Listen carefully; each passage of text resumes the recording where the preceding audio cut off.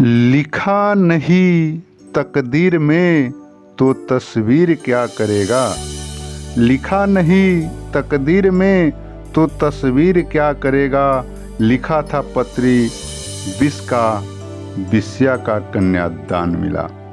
Hello मित्रों, आज मैं एक रोचक कहानी का वीडियो लेकर आया। इसमें बताऊंगा कि किस तरह राजा ने पत्र दिया था कि तुरंत संदेशवाहक को विष दे देना, लेकिन किस्मत में उसकी पुत्री विषया लिखी थी और उससे उसकी शादी हुई। चलिए शुरू करते हैं। एक राजा था, उसके पास एक संतान था। जब वह बच्चा 7 साल का था तो राजा और रानी दोनों मर गया। अनाथ बच्चा रोते बिलखते अपने राज्य के सीमा के बाहर दूसरे राज्य में चला गया। वहाँ उसे एक बनिया ने रख लिया। वह बनिया उस बालक को पोस पाल करने लगा। उस बनिए के पास उस बच्चा के उम्र का ही पुत्री थी। दोनों खेलते कूदते बड़ा होने लगे। बनिया को कहाँ पता था कि यह राजा का पुत्र है। वह उससे नाप तौल का कार्य कराता और शाम को पढ़ाई लिखाई कराता। राजा का पुत्र बहुत ही तेज और विशिष्ट स्वभाव का था। बच्चों के संग वह खेलता तो खेल खेल में ही राजा की भांति अपने स्वभाव का परिचय देता था। समय बीतते गया और बनिए की लड़की और राजा का लड़का बड़ा हो गए। एक दिन दूसरे राज्य के एक पंडित बनिए के घर से होकर गुजर रहा था तो देखा कि बनिए की लड़की बहुत ही सुंदर और सुशील स्वभाव की है। जब पंडित अपने राज्य को पहुँचे तो उसने अपने राजा से कहा, हे राजन, आज मैं क्षेत्र गमन के लिए निकले थे तो अपने ही राज्य के एक बनिया के लड़की को देखा हूँ। वह बहुत ही सुंदर और सुशील है।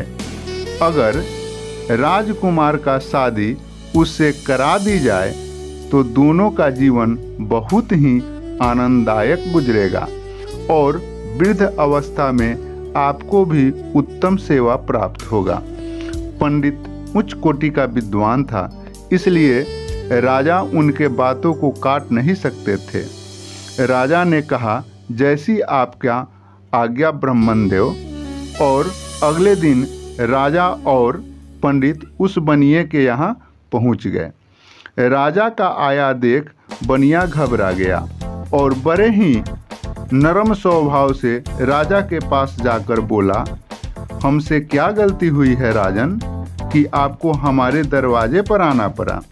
आप खबर भिजवा दिए होते, हम राज दरबार में ही आ जाते। राजा ने कहा, नहीं, तुमने कोई गलती नहीं किया। दरअसल तुम्हारी लड़की बहुत ही सुंदर और सुशील है, ऐसा हमने सुना है। मैं अपने लड़के के लिए तुम्हारी लड़की का हाथ मांगने आया हूँ। बनिए का खुशी का ठिकाना न रहा और वह तरह तरह से राजा और पंडित का आदर सत्कार करने लगा। बनिए के पास बड़ा हुआ राजा का पुत्र जब पानी लेकर आया ब्रह्मन देव के लिए तो ब्रह्मन देव उसके हाथ के रेखा को देख लिए और बच्चा से पूछ बैठे, तुम कौन हो बेटा। बनिए ने तुरंत कहा कि ये हमारा पुत्र है ब्रह्मन देव। ब्राह्मण तुरंत राजा से कहा, राजन, मुझे आपसे कुछ बात करना है। दोनों एकांत में बात करने लगे। ब्रह्मन देव ने राजा से कहा, राजन, इस बनिए के पुत्र से आपकी लड़की का विवाह लिखा है। ऐसा सुन राजा चौंक गए और बोले कि क्या इस बनिए के लड़का से हमारी पुत्री का शादी करना पड़ेगा। नहीं नहीं ब्रह्मदेव, कोई उपाय निकालिए जिससे हमारी पुत्री का विवाह इस बनिए के लड़का से नहीं हो। दोनों मिलकर विचार करने लगे और इस निष्कर्ष पर पहुँचे कि बनिए के बेटा का हत्या ही करा दे। तुरंत ब्राह्मण देव ने एक पत्र लिखा और राजा इस पत्र पर अपना मोहर लगाकर उस लड़का को बोले, बेटा घोड़ा चलाना जानते हो? हाँ हजूर, मैं घोड़ा चलाना जानता हूँ। राजा ने कहा कि पुत्र, यह चिट्ठी लो और तुरंत राजघराने चले जाओ और रानी को यह चिट्ठी दे देना और नाश्ता पानी करके चले आना। कुछ ऐसा ही मुहूर्त है। वह तुरंत तैयार हुआ और घोड़े पर सवार होकर चल दिया। बहुत तेज धूप थी।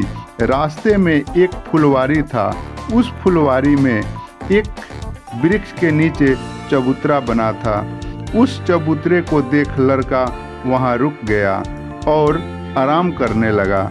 इतने में उसे आंख लग गई।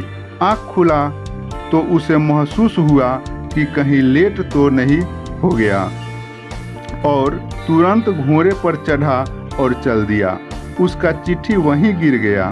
उस बाग में राजा की पुत्री आई थी और देखी कि इस मुसाफिर का चिट्ठी गिर गया है।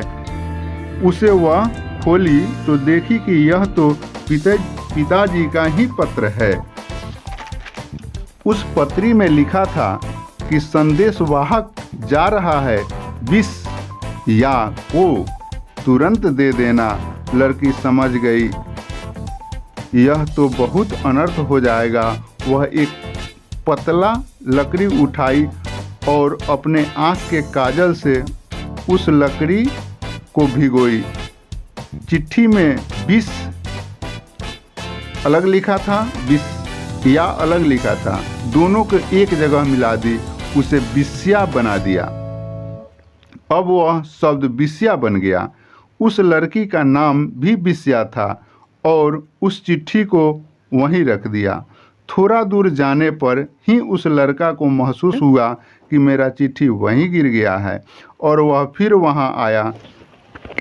देखा कि पत्र वहीं है और वह पत्र उठाया और राजघराने के लिए चल दिया।